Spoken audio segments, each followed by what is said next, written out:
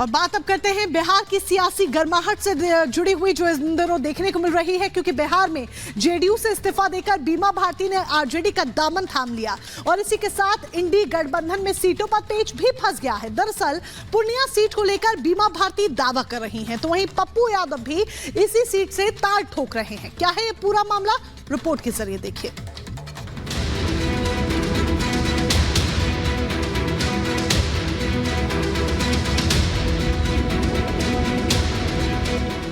देश में लोकसभा चुनाव होने जा रहे हैं, तारीखों का ऐलान हो चुका है।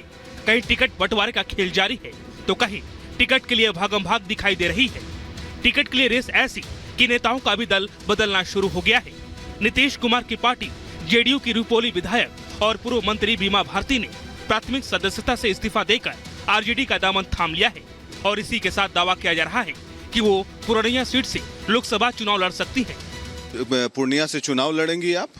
हमारे राष्ट्रीय अध्यक्ष नेता विरोधी दल तेजस्वी जी और हमारे पूर्व मुख्यमंत्री राबड़ी देवी जो माता है, जो उनका आदेश होगा उसका पालन करेंगे। जहाँ टिकट मिलेगा तो लोकसभा लड़ेंगे। चाहती हैं पूर्णिया से चुनाव लड़ना? बिल्कुल लड़ेंगे। हमारे चुनाव आरजेडी के टिकट पर बिल्कुल लड़ेंगे। हमारे नेता का आदेश होगा तो लड़ेंगे। तो पूर्णिया से तो पप्पू यादव लड़ना चाहते थे, कांग्रेस पार्टी में विलय कर लिया उन्होंने। अब पार्टी का मामला है, जो हमारे जो नेता है उनका जो आदेश होगा उसका पालन। लालू जी से मिली, क्या कहा लालू जी ने? तेजस्वी से आशीर्वाद लिए, हम जाकर के मिले और बात किए। मुझे जब मौका मिलेगा पूर्णिया से लोकसभा लड़ने का तो हम निश्चित वहाँ से जीतेंगे। 4 दिन पहले जापका कांग्रेस में विलय करने वाले पप्पू यादव भी पूर्णिया से लोकसभा चुनाव लड़ने का दावा कर रहे हैं, लेकिन बीमा भारती का आरजेडी में आने से पप्पू यादव की चिंता बढ़ गई है और ऐसे में आरजेडी और कांग्रेस में तकरार होने से इंडी गठबंधन में दरार बढ़ती नजर आ रही है। ऐसे में क्या माना जाए, क्या कांग्रेस में जाकर पप्पू यादव फेल हो गए हैं? जन अधिकार पार्टी का कांग्रेस में विलय होने के साथ पप्पू यादव की सिर्फ और सिर्फ एक ही डिमांड थी कि उन्हें पूर्णिया लोकसभा से महागठबंधन उम्मीदवार बनाया जाए। इससे पहले भी वो यहाँ से सांसद रह चुके हैं। पिछले 3-4 महीनों से इस इलाके में पसीना भी बहा रहे थे, लेकिन लालू यादव ने पूर्णिया सीट को बीमा भारती को टिकट देने का फैसला लिया है। तो क्या लोकसभा चुनाव से पहले जेडीयू में फूट पड़ गई है? क्योंकि पप्पू यादव ने भी सोशल माइक्रो ब्लॉगिंग साइट पर पोस्ट कर अपनी मंशा जाहिर कर दी है। पप्पू यादव ने लिखा, मर जाएंगे, कांग्रेस नहीं छोड़ेंगे, दुनिया छोड़ देंगे, पूर्णिया नहीं छोड़ेंगे। कांग्रेस ने बिहार में अब तक सीट शेयरिंग पर कोई फैसला नहीं लिया है। इधर महागठबंधन में शामिल लेफ्ट और आरजेडी अपने अपने दावे के मुताबिक सिंबल बांटना शुरू कर दिया है। कांग्रेस की ओर से सीनियर लीडर बोलने तक तैयार नहीं है। ऐसे में पप्पू यादव का सियासी भविष्य दांव पर लग गया है। Bureau report, Republic Bharat.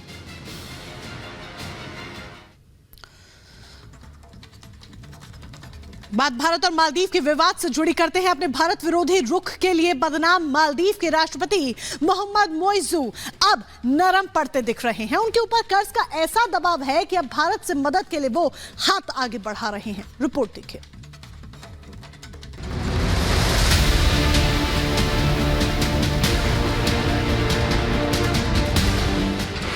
चीन से यारी मालदीव को भारी।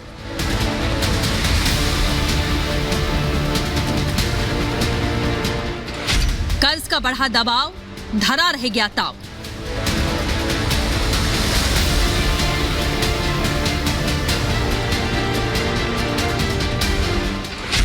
लौट के मोइजू भारत आए।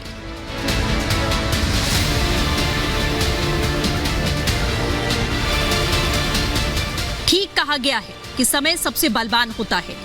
यही बात आज भारत और मालदीव के रिश्तों में तल्खी पैदा करने वाले चीनी पोस्टर बॉय मोहम्मद मोइजू पर फिट बैठती है। ऐसा इसलिए कि भारत के खिलाफ जहर उगलने वाले मालदीव के राष्ट्रपति के तेवर अब नरम पड़ गए हैं। वो मोहम्मद मोइजू जो कुछ दिन पहले भारत विरोधी रुख लेने से तनिक भी संकोच नहीं कर रहे थे, वो अब अपने कदम वापस खींचने लगे हैं।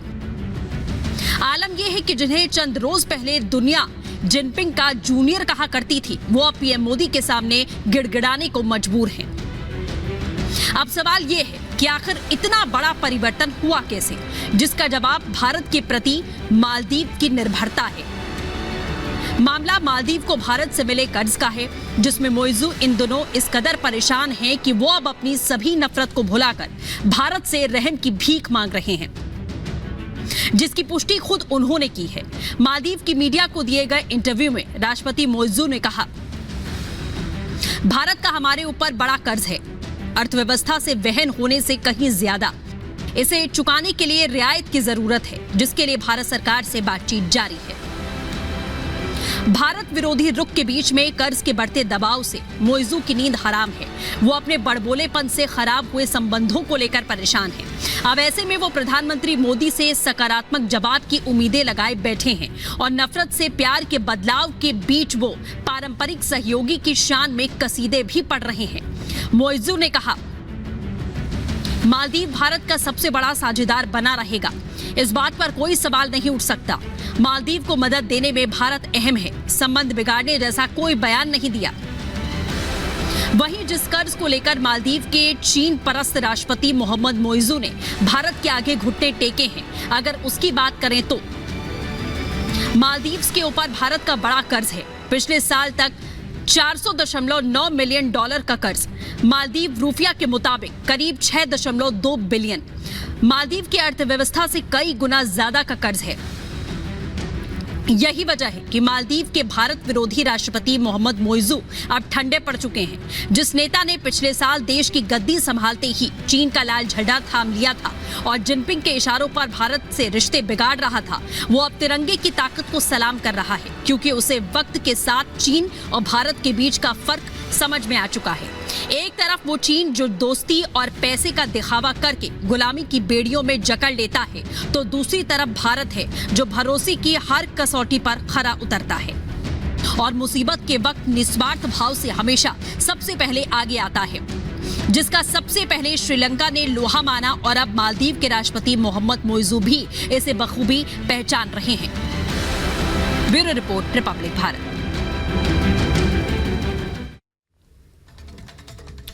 और जम्मू कश्मीर में आतंकी मॉड्यूल का भंडाफोड़ हुआ है। दरअसल श्रीनगर में जैश ए मोहम्मद के 4 आतंकी गिरफ्तार किए गए हैं। इतना ही नहीं, भारी मात्रा में गोला बारूद भी बरामद हुआ है। पूरी डिटेल्स इस रिपोर्ट के जरिए देखिए।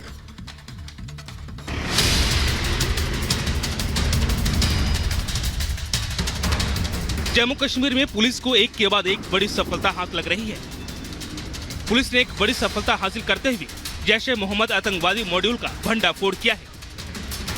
इसके साथ ही 4 आतंकियों को भी गिरफ्तार किया गया है, जिससे भारी मात्रा में हथियार और गोला बारूद बरामद किए गए हैं। श्रीनगर के नौगामा के केनीहामा इलाके में चेकिंग के दौरान एक मारुति अल्टो कार को रोका गया, जिसमें 4 आतंकी सवार थे। इन 4 आतंकी सहयोगियों की पहचान यासिन भट्ट, इम्तियाज अहमद भट्ट, शेराज अहमद राधर और गुलाम हसन खांडे के रूप में की गई है।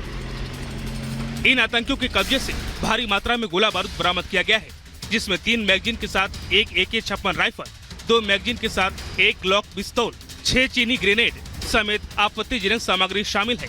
प्रारंभिक जांच के दौरान पता चला कि आतंकी प्रतिबंधित आतंकी संगठन जैश ए मोहम्मद से जुड़े हुए थे।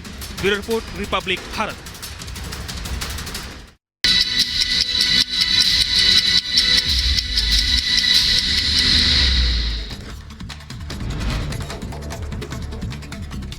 मॉस्को में हुए आतंकी हमले का वीडियो सामने आया है। ISIS ने हमले का बॉडी कैम फुटेज जारी किया। 22 मार्च की रात को मॉस्को में हुआ था हमला। मॉस्को में हुए आतंकी हमले में मृतकों का आंकड़ा बढ़ा, अब तक 140 लोगों की जान गई, 150 से ज्यादा घायल हुए। ISIS के आतंकियों ने कॉन्सर्ट हॉल में घुसकर की थी अंधाधुंध फायरिंग, 11 संदिग्ध हिरासत में। रूस के क्रॉकर सिटी हॉल में आतंकी हमले और आगजनी के बाद रूस की इन्वेस्टिगेटिव कमेटी ने जांच की है। हॉल में हथियारों की जांच की।